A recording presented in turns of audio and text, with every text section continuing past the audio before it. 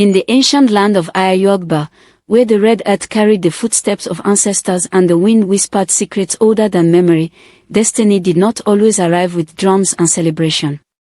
Sometimes, it came quietly. In the village of Ogbikon, far from the grandeur of the royal palace, lived a girl named Edua, a child of no title, no wealth, and no special recognition. Her home was a modest mud hut roofed with dried palm leaves, surrounded by clay pots her mother molded with practiced hands. Life in Ogbikon moved with rhythm. At dawn, the air filled with the pounding of yam and the laughter of women exchanging stories. Children ran barefoot across dusty paths, chasing goats and each other, their joy echoing freely. The elders gathered beneath the ancient Iroko tree, their voices slow and deliberate as they spoke in proverbs, each word carrying meaning beyond its sound. But Edua did not belong to the noise. She belonged to the silence. While others played, she observed. While others spoke, she listened. Her eyes followed everything, the flicker of hesitation in a trader's face, the subtle shift in tone when elders argued, the way truth often hid behind carefully chosen words. It was as if the world revealed itself to her in layers no one else seemed to notice. Her mother, Iosaro, often sighed in quiet concern. This child, she would say, she listens like someone who has lived before. But Edua's stillness was not emptiness. It was awareness. One evening, as the sun sank low and painted the sky in deep shades of gold and crimson, a stranger entered the village. She was old, far older than anyone Edua had ever seen. Her back bent like a bow, her hair white as ash, and her eyes sharp. Too sharp. The villagers greeted her cautiously, but she ignored them, walking slowly as though guided by something unseen. Until she stopped in front of Edua. The girl looked up, her expression calm. The old woman studied her for a long moment before speaking. You hear what others ignore. Edua said nothing. She had learned that silence invited truth. The woman nodded slightly. Good. Words are traps. Silence is where understanding lives. She leaned closer, her voice dropping. When the drums of the palace call, do not hide. Edua's heart stirred. What drums? She asked. But the old woman had already begun to walk away. Your life will not remain small, she said without turning. Prepare your mind, because power listens only to those who understand it. That night, the wind did not whisper. It roared. And for the first time, Edua felt it clearly. She was meant for something beyond the village. The announcement came days later, carried by royal messengers mounted on decorated horses, their presence commanding silence wherever they passed. The festival of the crown shall be held. The word spread like wildfire. Every 10 years, the kingdom of Ayayogba held this sacred event, a time when the king, guided by the oracle and the ancestors, would choose a new queen. Not by birth. Not by wealth. But by destiny. The village of Ogbikon erupted with excitement. Young maidens prepared with urgency, braiding their hair with intricate designs, polishing beads, and practicing dances that told stories of grace and beauty. Dreams filled the air. But in Edua's home, there was hesitation. We do not belong to that world, her mother said firmly. The palace is not a place for girls like us. But Edua felt something deeper than fear. She felt recognition. The drums will call. I must go, she said quietly. Her mother studied her face for a long moment, seeing not stubbornness, but certainty. Finally, she sighed. Then go. But remember this, no matter what happens, do not forget where you come from. Edua nodded. She left the village with borrowed beads and simple cloth, walking among girls who shimmered with wealth and confidence. They laughed. They talked. They dreamed. Edua listened.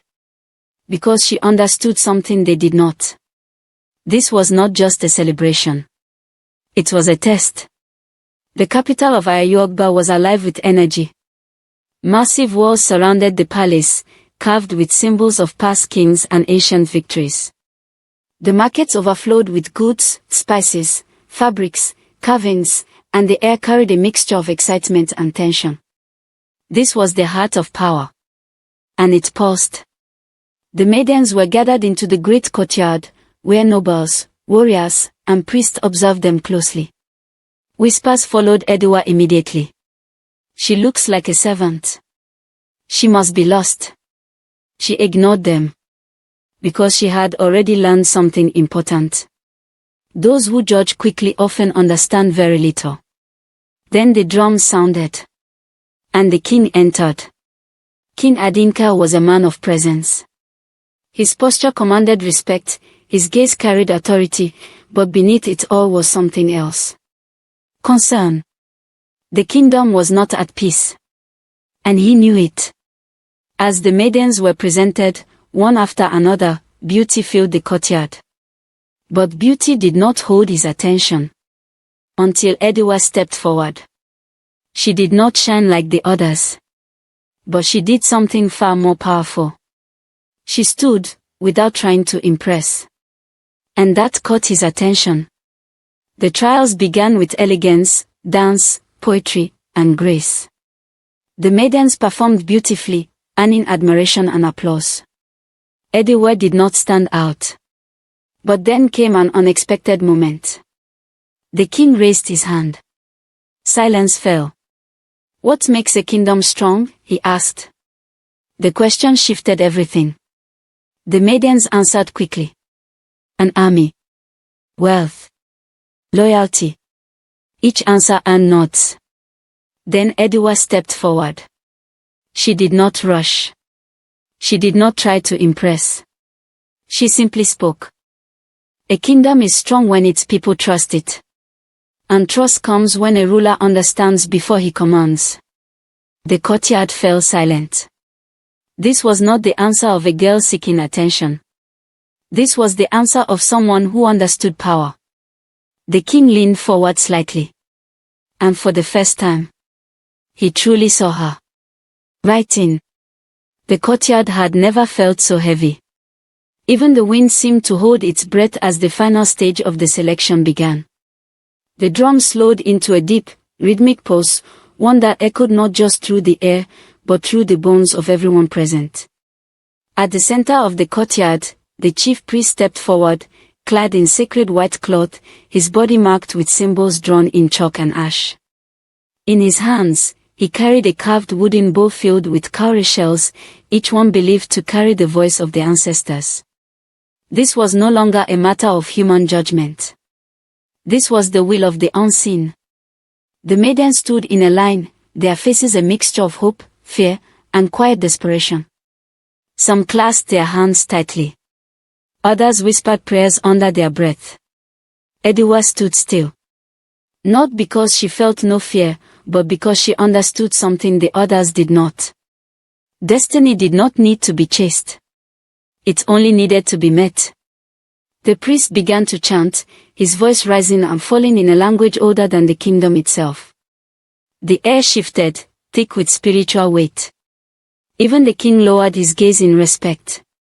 Then, slowly, the priest cast the cowries onto the ground. They scattered. Silence followed. The priest leaned forward, studying the pattern carefully. His expression changed, first confusion, then disbelief, and finally, certainty. He straightened. The ancestors have spoken. No one moved. No one breathed. The one chosen is not the most adorned. Not the most praised. But the one whose mind sees beyond sight. He turned. And pointed. At Edua. The courtyard erupted. Voices clashed in disbelief.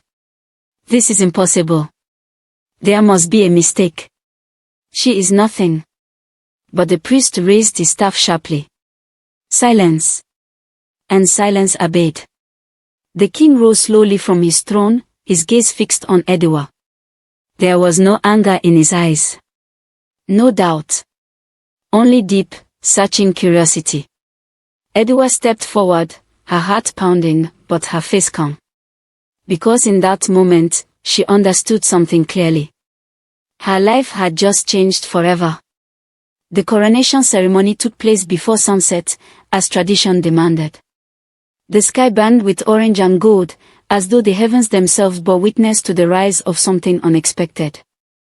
Edua was dressed in royal garments, rich fabrics woven with patterns of history, core beads that symbolized power, and a crown that carried the weight of generations. But as the crown was placed upon her head, she did not feel elevated. She felt burdened. Because she understood something most did not. Power was not comfort. It was responsibility. The crowd watched with mixed emotions. Some cheered. Others remained silent. A few could not hide their displeasure. Among them stood the king's other wives. Their faces were composed, but their eyes burned.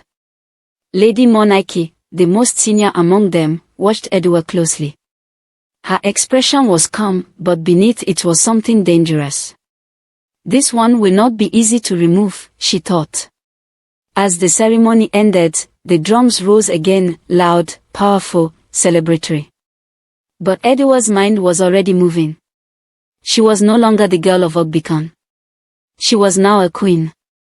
And the palace was not a place of peace. The first night in the palace was the quietest Edua had ever experienced. Not because there was no sound, but because every sound carried meaning. Footsteps echoed differently. Voices were softer, more controlled. Laughter felt measured, as though it hid more than it revealed. The palace was not a home. It was a web. And every person within it was either weaving, or being trapped. The servants bowed when she passed, but their eyes lingered. The ministers greeted her respectfully, but their tone carried doubt. The other queens smiled, but their smiles never reached their eyes. Edua understood immediately. She was surrounded by people who did not believe in her. And some who wanted her to fail. That night, instead of resting, she walked quietly through the palace corridors, observing everything. The guards' routines. The servants' movements. The structure of the building itself. Because she knew. To survive here, she needed to understand everything. As she turned a corner, she overheard voices. "She is just a village girl," one said. "The king will regret this," another replied. Edua did not interrupt. She simply listened. And smiled slightly. Because doubt, she had learned, was often the first sign of underestimation. And underestimation was an advantage. Days passed, and Edua began to settle into her role, not by force, but by observation and quiet influence. She attended council meetings, though she spoke rarely. She listened to the generals discuss strategies, to the ministers debate policies, to the elders speak of tradition. And she noticed something troubling. The kingdom was not as stable as it appeared. One morning, a messenger arrived, his body covered in dust, his breathing heavy. He fell to one knee before the king. "My lord, the kingdom of Akambi is preparing for war." The words struck the room like thunder. The council erupted into discussion. "We must attack first. We cannot wait. We must show strength." Voices rose. Emotions flared. But Edua remained silent. Watching. Listening. Understanding. Because while others reacted, she analyzed. She noticed the fear hidden behind the general's confidence.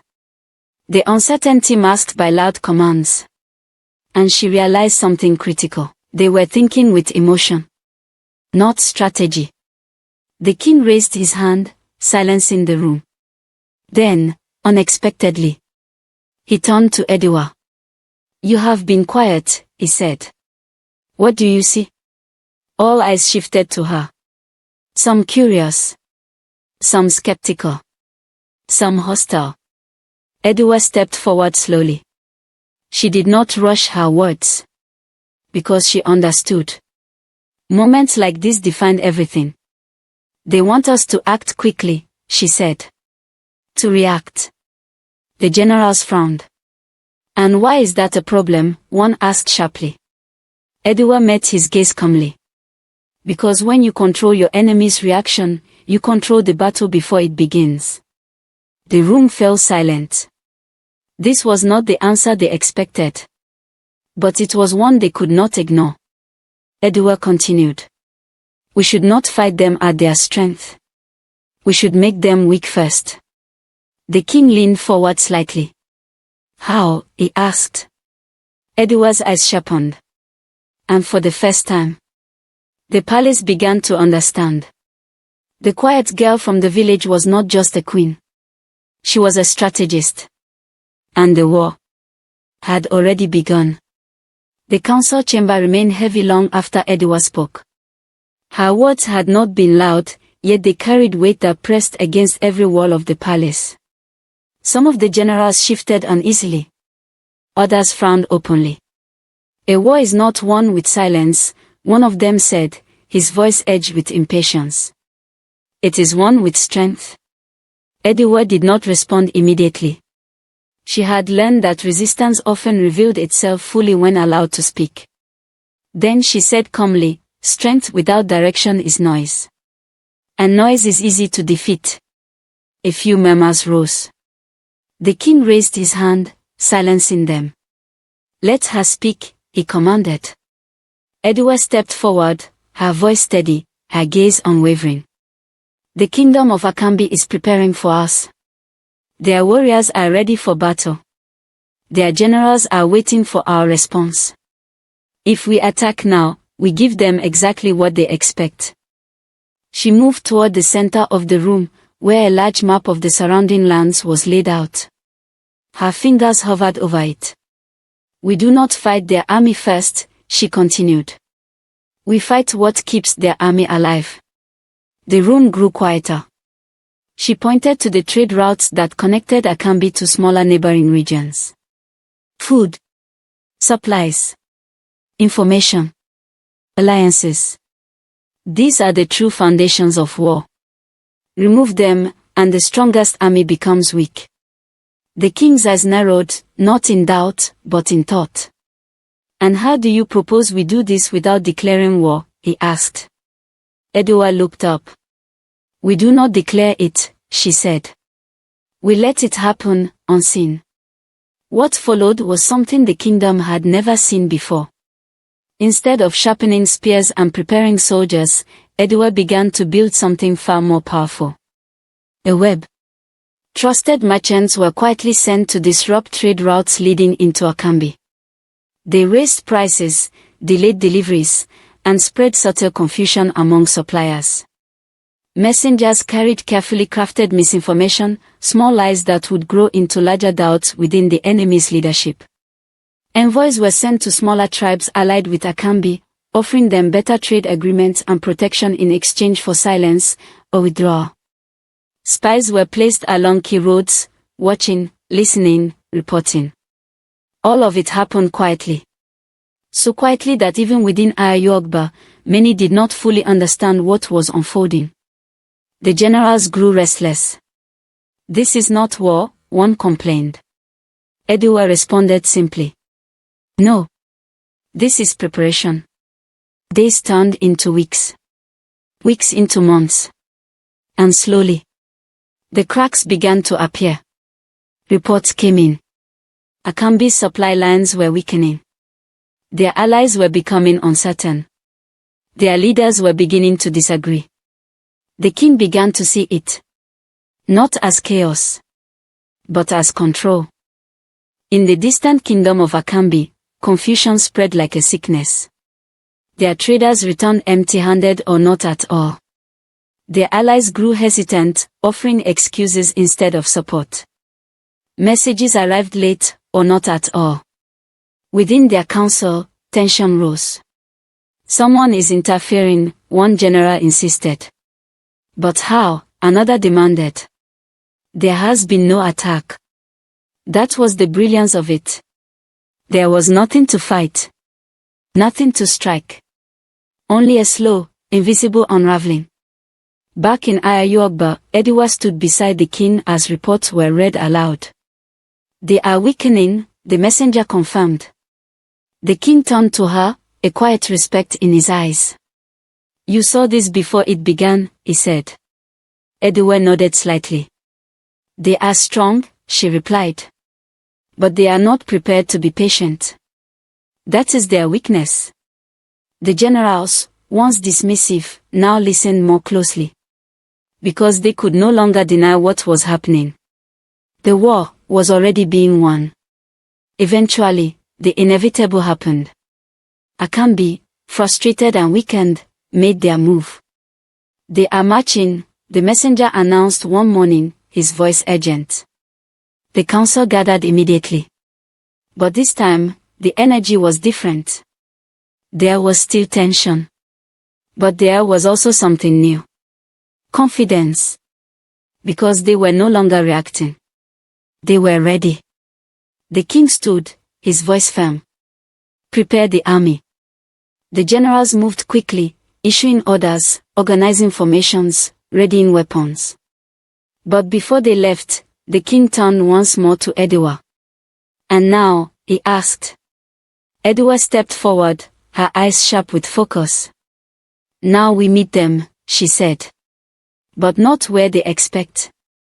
She moved to the map again, pointing to a stretch of land just beyond the kingdom's borders. "The Red Earth Plains," she said. "Open ground. No cover. No advantage for them." The generals nodded slowly, understanding forming in their expressions. "They will be tired," Ediwa continued. "Hungry. Disorganized. We will be prepared." The king looked at her for a long moment. Then he smiled, just slightly. "Then we end this," he said. As the war drums began to rise once more, echoing across the kingdom, Ediwa stood still. Calm. Focused. Because everything she had done, every decision, every silent move, every calculated risk, had led to this moment. The battle had not begun on the field. It had begun in the mind. And now, it would end in victory. The morning of battle arrived beneath a sky that seemed to hold its breath. A thin mist hovered over the Red Earth Plains, the wide expanse of land that stretched beyond the borders of Ayayogba. The soil there was deep crimson, rich with history. Many believed it carried the memory of past battles, stained with the sacrifices of warriors long gone. Now, it would witness another. The army of Ayayogba stood in formation, their shields polished, their spears raised, their faces marked with symbols of courage and protection. The air was filled with the low hum of anticipation, the kind that sits just beneath fear and transforms it into strength. At the front stood King Adinka. And beside him, Queen Ediwa. Some of the warriors still found it strange to see a queen not hidden behind palace walls, but standing at the edge of war. Yet none questioned it now.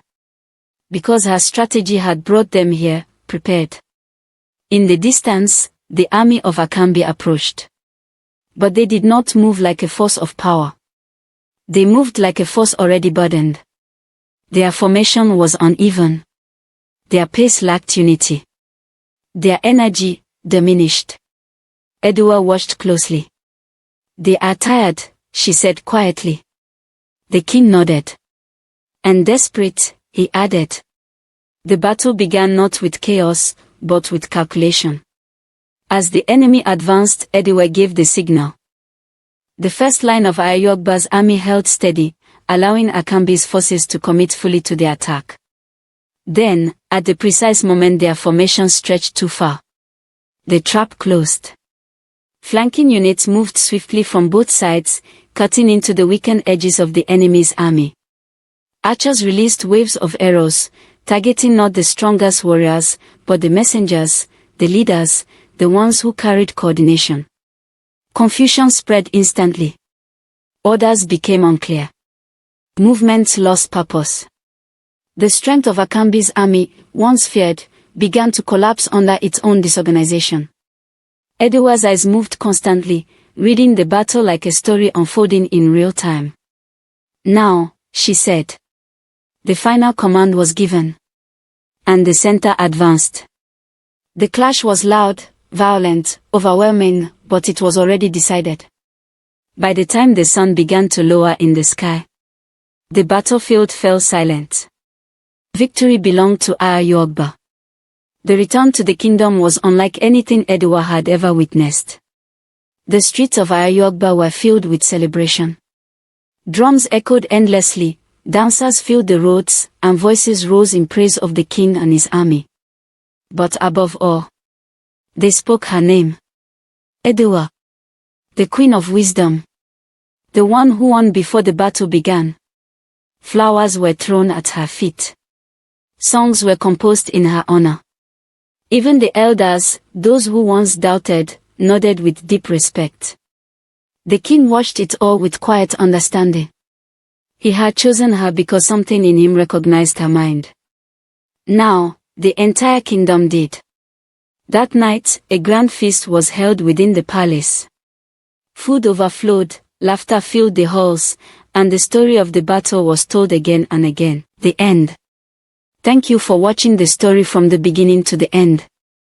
Please like and subscribe for more sweet stories like this. Enjoy the rest of your day.